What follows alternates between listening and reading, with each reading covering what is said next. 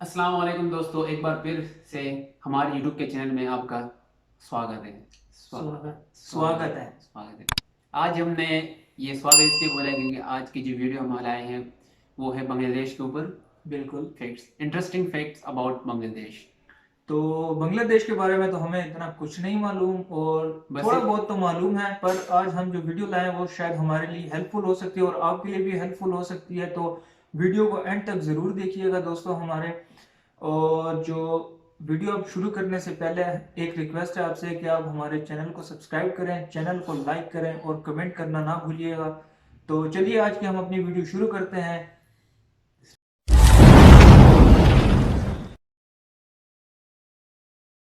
Start कर दूं। Hello दोस्तों, द अल्टीमेट वर्ल्ड में आपका स्वागत है। तो दोस्तों, द अल्टीमेट वर्ल्ड के आज के एपिसोड में हम बात करेंगे बांग्लादेश के बारे में। तो दोस्तों, बांग्लादेश के बारे में इंटरेस्टिंग फैक्ट्स जानने के लिए सब्सक्राइब करें हमारे चैनल को।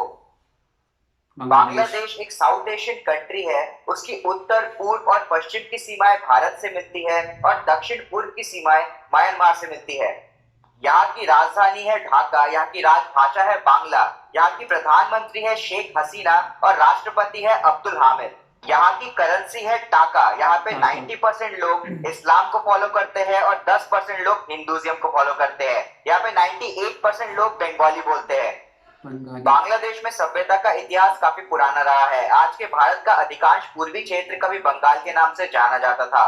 बौद्ध ग्रंथों के अनुसार इस क्षेत्र में आधुनिक सभ्यता की शुरुआत 700 ईसा पूर्व के आरंभ में माना जाता है। यहाँ की प्रारंभिक सभ्यता पर बौद्ध और हिंदू धर्म का प्रभाव स्पष्ट देखा जा सकता है। उत्तरी बांग्लादेश में स्थापत्य के ऐसे हजारों अवशेष अभी भी मौजूद है जिन्हें मंदिर या मठ कहा जा सकता है।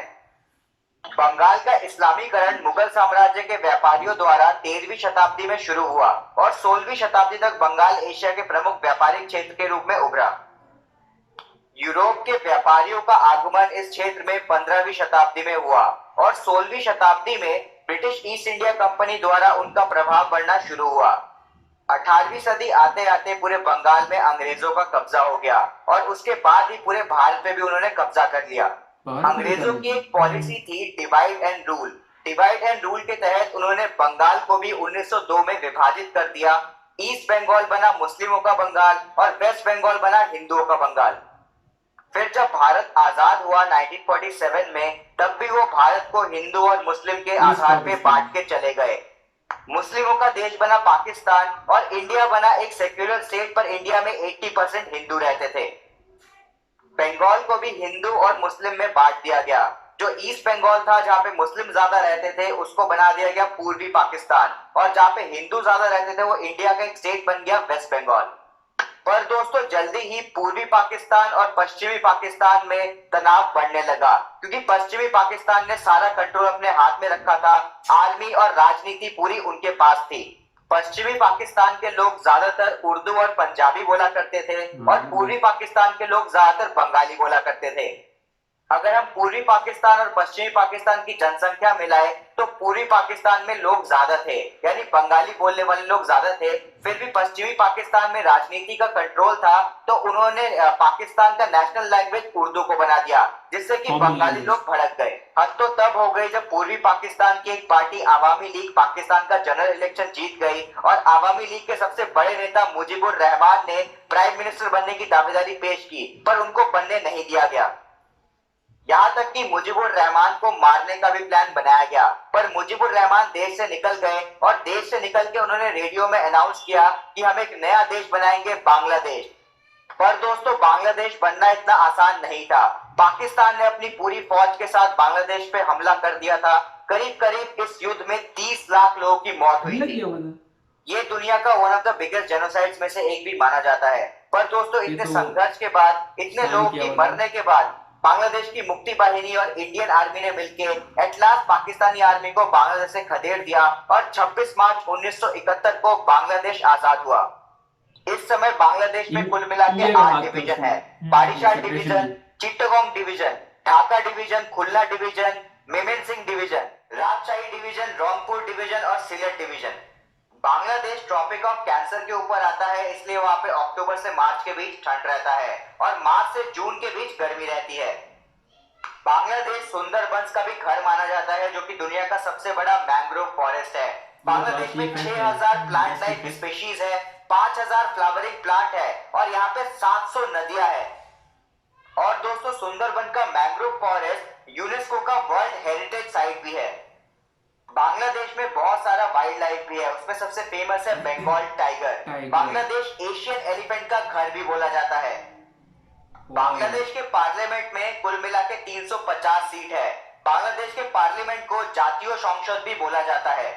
कितनी प्यारी जगह बनाई है यार। बांग्लादेश की 350 सीटों में से 300 सीटों में कोई भी इलेक्शन लड़ सकता है, पर 50 सीटें सिर्फ महिलाओं के लिए रिजर्व है। अगर हम बांग्लादेश की मिलिट्री की बात करें तो बांग्लादेश आर्मी में इस समय 3 लाख जवान है। बांग्लादेश के एयरफोर्स में 22,000 जवान है और नेवी में 24,000 जवान है। बांग्लादेश में क्रिकेट एज अ रिलीजन माना जाता है और क्रिकेट वहाँ का नेशनल स्पोर्ट भी है। वहाँ पे कुछ बड़े खिलाड़ियों के नाम जैसे शाकिबुल हसन, मशरफी मुर्तजा, तमीम इकबाल और मुस्तफिजुर रहमान पूरे वर्ल्ड में फेमस है।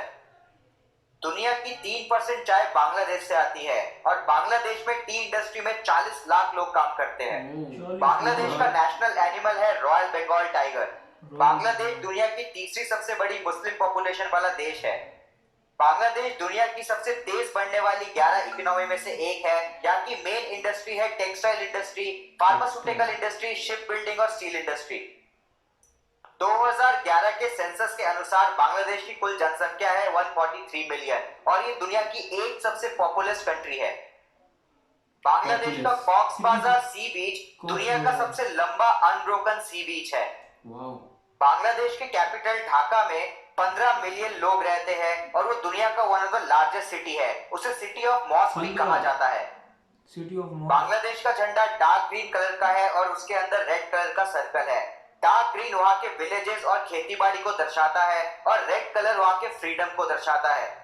बांग्लादेश का नेशनल एंथम आमार सोनार बांग्ला अमी तोमाय भालोबासी रविंद्रनाथ टैगोर ने लिखा था।